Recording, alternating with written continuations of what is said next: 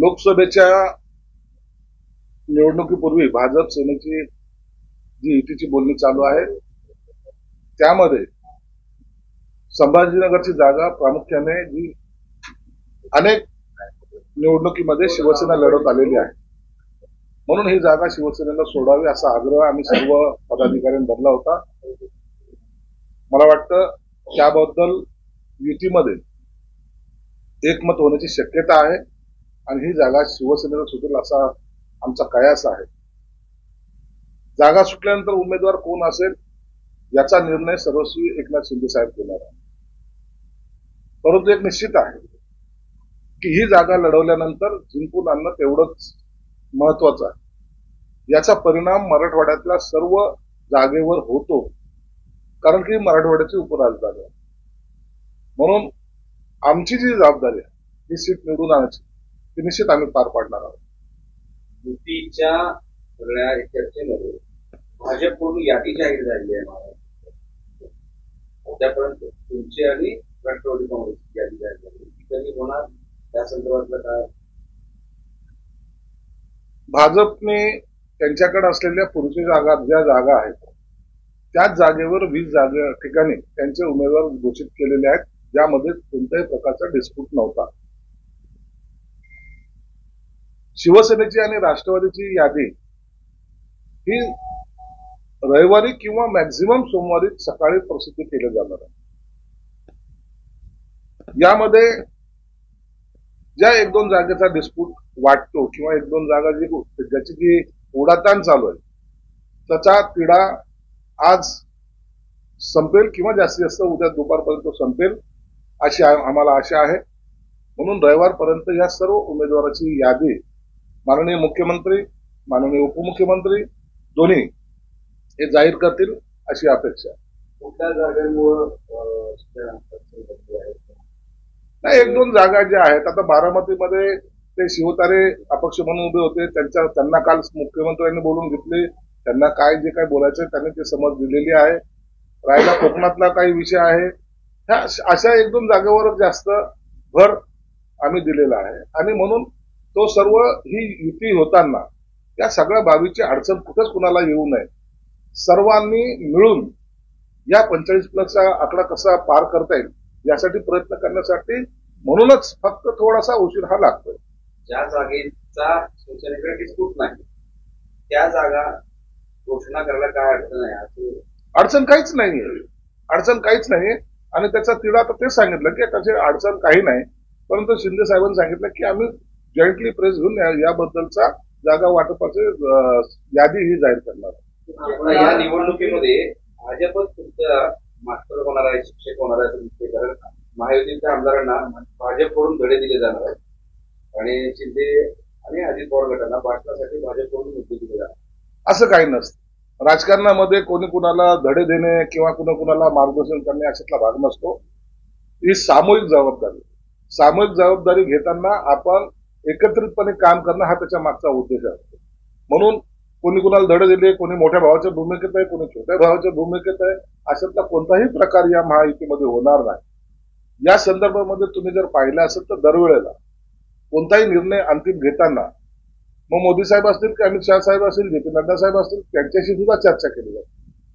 मुळामध्ये शिवसेनेला, शिंदे साहेबांना स्वतःचा निर्णय घ्यायचे अधिकार स्वतःपर्यंत आहेत, अजितदादांना आहेत, परंतु भाजपच्या वरिष्ठ नेत्याला विचारल्याशिवाय पूर्ण निर्णय घेता येत नाहीत, हे वस्तुस्थिती आहे.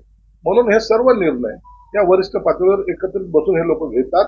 म्हणून आता यामध्ये कोणताही वाद राहिलेला नाही. पण महायुतीच्या उमेदवारीबद्दल महायुतीच्या लोकांच्या मनामध्ये लोक दाब विचार द्यायचे, कार्य काय आहे की आम्ही मतदान करा. असं नसतं. अजित पवारांची बायको म्हणून आम्ही मतदान करणार नाही, अजित पवारांची बायको म्हणून मतदान करणारे का असा प्रश्न विचारणारे फार क्वचित असतात. मग हाच प्रश्न इतरांना का नाही विचारला गेला? जे राजकारणामध्ये अचानक येतात आणि अचानक उभे राहतात त्यांच्याबद्दल का विचारलं गेलं? घरातला एखादा माणूस जर काम करत असेल तर त्याच्या घरातल्या एखाद्या सदस्याला तिकीट देणं हे गैर नाहीये. तुम्ही जर पाहिलं असेल तर गेल्या याच सरकारमध्ये असे अनेक चेहरे आहेत ज्यांनी कधी राजकारणामध्ये असं सक्रिय कोणतं काम केलं नव्हतं, परंतु ते आज सभागृहात आहेत. म्हणून अशा प्रश्नाला कोणतंही उत्तर नसतं. पक्षाने एकदा निर्णय घेतला तर त्या उमेदवाराचं काम करणं हे सर्वांचं काम लागलं. परिवारवादाचं काय इथे कोणतंही भांडण नाही. नाही नाही नाही नाही. इकडे परिवारवाद वगैरे नाही. या परिवारवादाची आमच्याकडे चर्चाही होत नाही. ज्यांच्याकडे परिवारवादाची चर्चा होते त्यांना ती अडचण आहे. त्यांना मुळात माहिती आहे की आपल्याला राजकारणामध्ये पाय रोवून राहिलंच पाहिजे, नसता आपलं अस्तित्व राहणार नाही. म्हणून ते आपल्या परिवाराचं सोय या अशा निवडणुकीमध्ये करत असतात. बरं, आता एक नवीन विषय समोर आलाय. असीम सरोदे यांनी एक यादी वाचून दाखवते. ते शिवसेनेचे 12 आमदार उद्धव ठाकरे यांच्याकडे परत करणार. असीम सरोदे हा शिवसेनेचा पक्षप्रमुख आता नवीन उदयास आलेला आहे. अनेक मागच्या काळामध्ये अनेक पोपट असे आले होते, त्यांची किंमत कमी झाल्यामुळे आता हा असीम सरोदे नावाचा नवीन पोपट आता उबाठा गटाला भेटलेला आहे. मला वाटतं तोच आता पक्षप्रमुखाच्या भूमिकेत आहे. बाकीच्यांनी घरी बसावे असे संकेत कदाचित त्यांनी दिले असावे. म्हणजे ही यादी त्यांची वाचून खरी आहे का? असे पोपट पंचीला कोण विचारतो? हे आपल्या प्रसिद्धीसाठी काही बोलत असतात. यांना कवडीची किंमत सुद्धा नाही. म्हणून अशा लोकांच्या प्रश्नात आम्ही उत्तर देणं सुद्धा टाळतो. छत्रपती संभाजीनगरची जागा या ठिकाणी संदीपान भुमरे जोरदार त्यांचं नाव पुढे येते. ते सुद्धा काल मुख्यमंत्र्यांनी त्यांना बोलून घेतलेलं आहे. काय शक्य उमेदवार त्यांना आणखी काही उमेदवारीचं नाव घोषित करणं हे मुख्यमंत्री एकनाथ शिंदे साहेबांचा अधिकार आहे. म्हणून त्यावर मी भाष्य करणं योग्य नाही. परंतु सर्वच उमेदवार आमच्याकडचे ताकदवार आहेत. त्यामध्ये ज्यांचं नाव डिक्लेअर होईल त्यांचं आम्ही पक्ष म्हणून जोमानं काम करू एवढं सांगतो. काल मुख्यमंत्र्यांनी बोलून घेतलं होतं. काल मुख्यमंत्र्यांनी भुमरेंना बोलून चर्चा केली. इलेक्शनच्या काळामध्ये सर्वांना बोलून घेतलं जातं. मी 3 दिवस आता मुख्यमंत्री साहेबांबरोबर होतो. याचा अर्थ सगळ्या चर्चा होत असतात. परंतु या चर्चेचा अर्थ असा होत नाही की याची उमेदवारी जाहीर केली, त्याची उमेदवारी जाहीर केली. पक्ष प्रमुख आणि पक्षाचे नेते, मुख्य नेते म्हणून एकनाथ शिंदे त्यांच्या पद्धतीने सर्वांची नावं जाहीर करतील. काल अजित पवार भाषणामध्ये म्हणाले की मी माझ्या एक जवळचा कार्यकर्ता त्याला मोका लावला होता, त्यालाही वाचवतो. त्याच्यात उपमुख्यमंत्री अशा पद्धतीनं आरोपींना जर वाचवतो त्याचा अर्थ बोलत आहे का प्रचारामध्ये? म्हणून अजितदादा काय बोलतात त्यांचं उत्तर मी देणार नाही. परंतु अजितदादाची ती हिंमत असते ते बोलतात. त्यांनी कुणी काय बोध घ्यावं हे त्यांनी ठरवावं. महायुतीकडे उमेदवारी दिला जातो. छत्रपती संभाजीनगरमधून किती लोक उमेदवारी मागतात? आमच्याकडे विनिंग कॅन्डिडेटच आहेत सर्व आणि जवळपास 4 इच्छुक आहेत. त्यापैकी कुणाचं नाव फायनल करायचंय हे एकनाथ शिंदे साहेबांचा अधिकार आहे. 3-4 मंत्री लोकसभा लढवणार असं तुम्ही सांगताय. म्हणजे काही खासदारांना तुम्ही बसवणार यामुळे सुद्धा एक अंदाज आहे तुमच्या पक्षामध्ये? नाही, असं नसतं. निवडणुकीच्या काळामध्ये भाजपने आता तुम्ही जर पाहिलं तर 4-5 खासदारांना तिकीट त्यांचं कापलं, इतरांना दिलं. त्या पद्धतीने आमच्याकडे सुद्धा काही लोकांना तिकीट दिलं जातील असा एक अंदाज आहे. आणि म्हणून कुणाला कापायचं कुणाला बसवायचं अशातला भाग नाही. आम्ही उठाव केल्यानंतर प्रथमतः ही लोकसभेची निवडणूक लढतोय आणि ती अत्यंत ताकदीने आम्हाला लढणं गरजेचं आहे. आणि आम्ही त्या निवडणुकीमध्ये यश संपादन करणं हाच आमचा उद्देश असणार आहे. तिकीट कापल्या जाऊ शकतात. आता ह्याचा निर्णयच एकनाथ शिंदे साहेब घेणार आहे. आज त्याच्याबद्दल भाष्य करणं योग्य नाही ना. बरं, तुमच्याकडे संजय राऊत म्हणाले इलेक्टोरल बॉन्डचा जो प्रश्न आलेला आहे त्यामुळे आता भाजपला सगळ्यात जास्त इलेक्टोरल बॉन्ड मिळाले. संजय राऊत आता त्या राहुल गांधीच्या स्वागतामधून फ्री झाल्यामुळं असं बडबड करतोय. त्याच्या या बडबडीला काहीही उत्तर देण्याची गरज नाहीये. आज तो फार बिझी माणूस आहे. राहुल गांधी आज मुंबईत येणार आहेत. त्यांच्यासाठी दिवाळी साजरा करण्याची जबाबदारी त्यांच्यावर असल्यामुळं त्यांना आज उत्तर प्रत्युत्तर देणं गरजेचं नाही. आजची सभा हे उठावा गटासाठी अत्यंत महत्वाची आणि स्वर्ण क्षण आहे. आता राहुल गांधीचं भाषण त्या शिवाजी पार्कहून आज सर्वजण ऐकणार आहेत आणि संजय राऊत त्याच्या टाळ्या वाजायला बसणार आहे. म्हणून आजचा दिवस त्यांना आनंदात घालू द्या. उद्या यावर आपण सविस्तर बोलू. संजय राऊत असं म्हणतात की निवडणुका पूर्णपणे ताब्यात घेण्याचा माझ्याचा प्रयत्न जिंकण्याची खात्री नसल्यामुळे निवडणूक केंद्रात ताब्यात घेण्यासाठी तुम्ही कधी पाहतो?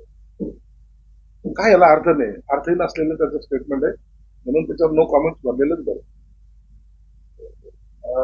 आज विधान परिषद आमदार अपात्रते प्रकरणी सुनावणी आहे आणि दोन्ही बाजूकडून याचिका दाखल करण्यात आली. अमोल मिटकरी होईल, आता सुनावणी होईल, त्यावर जो काही योग्य तो निर्णय दिला जाईल आणि त्याच्यावर पुन्हा अपील होईल. ही प्रोसेसचा भाग आहे. आणि मग काही लोकांना वाटतं की निर्णय आमच्या विरोधात आहे ते अपीलमध्ये जातील, काही लोकांना फेवरमध्ये आहे ते आनंद साजरा करतील. म्हणून याला प्रोसेस पूर्ण होऊ द्या, तोपर्यंत त्याच्यावर भाष्य करणं सुद्धा बरोबर नाही. देशभरामध्ये पेट्रोल आणि डिझेलचे भाव 2 रुपयाने कमी झालेले आहे. गेल्या वेळेस महायुतीने भाजपचे राज्य आहे त्या ठिकाणी पेट्रोलचे दर कमी करण्यात आले, मात्र काँग्रेसची सत्ता तिथं कमी करण्यात आली. त्यामुळे कुठेतरी भाजपकडून किंवा महायुतीकडून ओरड करण्यात आली. मात्र आता परिस्थिती अशी आहे केंद्राने पैसे कमी केलेले. राजस्थानमध्ये राजस्थान सरकारने महाराष्ट्रात का कमी होत नाही? असं नाहीये. सरकार आल्यानंतर उठावात गटाला आम्ही जेव्हा बंद केलं, उठावा गटामध्ये असताना पहिल्यांदा आल्यानंतर सर्वात पहिल्यांदा 5 रुपये कमी करण्याचं धाडस एकनाथ शिंदे साहेबांनी दाखवलं. आज जे काही पेट्रोल डिझेलचे दर कमी होत आहे हा टेक्निकल मुद्दा आहे. हे इलेक्शनचा जुमला नाही. 2 रुपयांनी रेट आज कमी झाले म्हणून काय भाजपने इलेक्शनसाठी केले आणि 2 रुपये मिळाले म्हणून लोक मतदान करतील असं समजायचं काही कारणच नाही. म्हणून ही प्रक्रिया आहे. या प्रक्रियेनुसार हे रेट कमी झालेले आहे. याचा अर्थ कोणी असं गैर काढू नये की भाजपने मतदाराला खुश करण्यासाठी काही रेट कमी केले. मात्र केंद्राने केले, मग राज्य कधी करणार आहात? राजस्थानने ऑलरेडी 2 रुपये कमी केले, त्यामुळे 4 रुपयाचा फरक पडेल. निश्चितच राज्य पण त्याच्यावर विचार करेल. आज कॅबिनेट आहे, यातही काही निर्णय होण्याची शक्यता आहे. विषय असा आहे की महायुतीमधल्या घटक पक्षांमध्ये प्रचंड नाराजी सुरू आहे. त्यात रासपचे महादेव जानकर हे शरद पवारच्या भेटीला जातात. शरद पवारच्या भेटीला अनेक जण मान्यवर जात आहेत. जानकर जातील, आणखीन कोणी जातील, त्यांना शुभेच्छा. परंतु तुम्हाला या 2 दिवसानंतर आमच्याकडे येणाऱ्याची संख्या जर पाहिली तर तुम्हाला आश्चर्य वाटल्याशिवाय राहणार नाही. मोठे जे काही भूकंप आहेत हे येत्या सोमवारी तुम्हाला पाहायला मिळतात. शिवसेना उभाटा गटाच्या वाटाघाटीसोबत प्रकाश आंबेडकरांनी संभाजीनगरवर दावा चालला. दादा ते मागणार आहे. प्रकाश आंबेडकरची आघाडीची युती होणारच नाही हे तेवढं स्पष्ट आहे. आजची बैठक आहे, या बैठकीला प्रकाश आंबेडकरला न बोलवणं याचा अर्थ प्रकाश आंबेडकरची युती करायची नाही असे संकेत त्यांनी दिलेले आहेत. म्हणून या आघाडीमध्ये ही सुरुवात ही बिघाडीची प्रकाश आंबेडकरांना न बोलवल्यामुळे सुरुवात झालेली आहे. आणि मला नाही वाटत काँग्रेस हे आजचा त्यांचा नाव झाल्यानंतर या युतीचे बोलणीला बसतील. तर आघाडीमध्ये त्यांचं पूर्ण व्यवस्थित नाही झालं, तुम्ही आव्हान करणार? कशाला आम्हाला नको, बस झालं. आम्हाला आमचे जे आहेत ते बस झाले. आम्हाला या आघाडी वेगळीचे लोक नको. जागा नाही राहिली आता. आमच्याकडे नो वॅकन्सी फुल आहे. आमच्याकडे कुणाचा जागा नाही. इच्छा जाहीर केली तर मुख्यमंत्री एकनाथ शिंदे यांनी लोकसभेसाठी अधिकृतच आहे. त्यांचा अधिकृतच आहे. आता दानवेने का दांडी मारली हा त्यांचा प्रश्न आहे. परंतु उभटा गटाचा उमेदवार इथं चंद्रकांत खैरे आहेत हे नक्की आहे.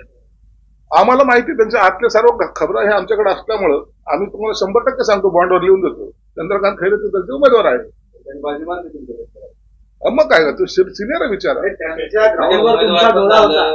जिथे ऑफिस आहे त्या ग्राउंडवर होतोय का सर? आम्हाला अशा जागा याच्यावर डोळा ठेवायची गरज नाही. आम्ही डोळा कधीच मारत नाही. डायरेक्टच आलिंगन देत असतो. म्हणून या सगळ्या गोष्टी ज्या आहेत कथोकल्पित असतात. आम्हाला ही जागा पाहिजे, त्या जागेवर काहीतरी नारळ फोडल्यानं काही होणार आहे. अरे आम्हाला त्याच्याची गरज नाही. आमची इतकी मजबूतीने आम्ही उभे आहोत की आम्हाला कुणाच्या जागेवर डोळा ठेवणे, डोळा मारणे हे प्रकार आमच्याकडे घडत नाहीत.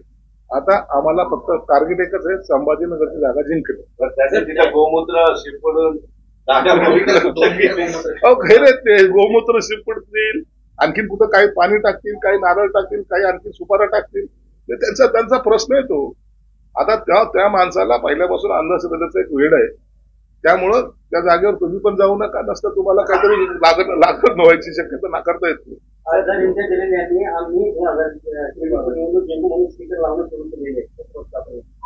उमेदवार आहे. उमेदवार आपला प्रचार करताना आपली एक स्टाईलनी करत असतो. त्यांनी त्याच्या स्टाईलनी केलेलं आहे. परंतु या वेळेला एमआयएम या जिल्ह्यामध्ये नावालाही राहणार नाही एवढं मात्र निश्चित. त्यांनी असं देखील म्हटलं आहे की महाराष्ट्रामध्ये 6 ठिकाणी एमआयएमचे उमेदवार जाहीर करणार आणि ते नाराज असतील त्यानंतर सर्व शेवटी यादी जाहीर करून हा आकडा वाढू शकतात. आकडा उमेदवार उभे करण्यासाठी वाढू शकतात, पण निवडून येण्यासाठी ते या वेळेला 0 राहणार आहे. पटवारी को लेकर अमित शाह ने बताया था कि पहले खाती करेंगे और उद्धव ठाकरे ने कहा था, उस पर उन्होंने बिरलाई ने कहा कि संजय सिन्हा को कैसे पता चला था इस तरह वो उतना मैं सीनियर हूँ इसलिए मुझे पता चला. कोण म्हणतं? विनोद पाटिल अनेक जण इच्छुक आहेत ना, विनोद पाटीलच काय, अनेक जण इच्छुक आहेत, अनेकांनी आपली इच्छा व्यक्त केलेल्या आहेत. निश्चित त्याचा विचार हा एकनाथ शिंदे साहेबांनी करायचा आहे, करण्यात तो निर्णय घ्यायचा. ते जर आले तरी त्यांचं आम्ही स्वागत करू. कोणी जरी आमच्याकडे आले आणि त्यांना जर शिंदे साहेबांना जर वाटलं की हा योग्य उमेदवार आहे तर निश्चित त्याचं स्वागत केलं जाईल. असं म्हणाले सोमवारी यादी सुद्धा जाहीर होणार आहे. सोमवारी काही लोकांचे पत्ते तुम्ही कट करणार आहे, हे सगळं भूकंपाचे तुम्हाला सोमवारी चांगला एक भूकंपाचा धक्का पाहायला मिळेल, म्हणून 2 दिवस आता वाट पाहून सोमवारचा आपण जे काही निर्णय एकनाथ शिंदे साहेब त्यांच्या कौशल्याने घेत आहेत ते तुम्हाला पाहायला मिळेल. तो काही पदाधिकारी नाही, अशातला भाग नाही. तुम्ही जर आता भाजपची यादी पाहिली असेल, 4 लोकांचे तिकीट काढले, 4 लोक पदाधिकाऱ्यांना दिले. म्हणून एखाद्याचा तिकीट कापून इतर पक्षातून आलेल्या लोकांना काहीतरी द्यायचं, अशातला तो काही प्रकार नव्हता. पक्षातल्या लोकांच्या अंतर्गतच इतरांना संधी देणे हा त्याच्या मागचा उद्देश असतो. आता होईल 2-3 ठिकाण तर होण्याची शक्यता नाकारता येत नाही. प्रत्येक भाजप म्हणते की आमचा उमेदवार आपल्याला जागा आहे, तुम्ही म्हणताय आपल्याला जागा आहे. याच्यातून निवडणुकीपूर्वी तुमच्या युतीमध्ये वैचारिक आणि तुमच्या पातळीवरचे पक्षी पातळीवरचे मतभेद दिसून येत नाही. निवडणुकीच्या काळामध्ये पक्षाचा कोणताही कार्यकर्ता ज्या ठिकाणी तो राहतो, ज्या ठिकाणी त्याचं कार्य म्हणजे तो आपलं काम करतो, त्याला असं वाटतं की या वेळेला या निवडणुकीमध्ये मला संधी मिळावी. मग संधी मिळण्यासाठी तो आग्रह पक्षाच्या नेत्यांकडे करत असतो. मग तो शिवसेनेचा असेल, तो भाजपचा असेल, तो राष्ट्रवादीचा असेल, त्यांच्या आग्रहाचा मान सन्मान हे वरिष्ठ नेते ठेवत असतात. आणि शक्य झालं जर एखादी जागा जर भेटली तर त्या कार्यकर्त्यात समाधान सुद्धा होतात. म्हणून त्या